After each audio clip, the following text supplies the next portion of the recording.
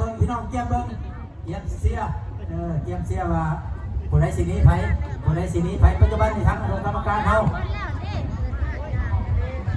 อนุกรรมการเขาจุดปล่อยเปิดมันเบิ้งเลยเบิ้งเธอกันพี่น้องเบิ้งเธอกันพี่น้องออกมาแล้วเนาะน้ำแตกน้ำแตนออกมาแล้วพี่น้องเรือ2 เหรียญ2 ลำตีคู่กันขึ้นมาแล้วพี่น้องตีคู่กันขึ้นมาแล้วเบิ้งเธอกันพี่น้องว่าผู้ใดสินี้ไผผู้ใดสินี้ไผแต่ว่าปัจจุบันนี่บ่ทันมีไผนี้ไผอยู่ว่าเรือเสมอกันอยู่ตีคู่กันขึ้นมาอยู่ตีคู่กันขึ้นมาพี่น้องตีคู่กันขึ้นมาเบิ้งน้ำกันเด้อพี่น้องเด้อว่าผู้ใดสินี้ไผบ่ทันฮอดเพิ่นแล้วนะบ่ทันฮู้ว่าผู้ใดนี้ไผว่าเรือยังเสมอกันอยู่ยังเสมอกันอยู่บ่ทันมีไผนี้ไผระวัง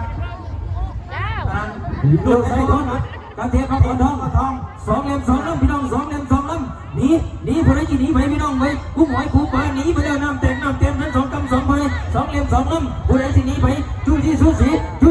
กันอยู่พี่น้องจู้จี้กันอยู่ผู้ใดจีหนีไปผู้ใดจีหนีก่อนมาเนี่ยลูกใส่ท้องหนีบ่ลูกใส่ท้องหนีวิบ่หนีอาจารย์หนี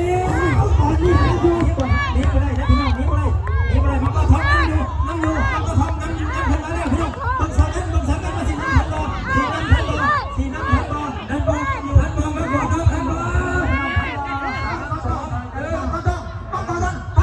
โอ้ท่อบ่ทันแล้วพี่น้องโอ้ไล่ดงซ้ายบ่ทันป่านี่เจ้าเห็นได้ไหนป่านี่แลน้ำก้น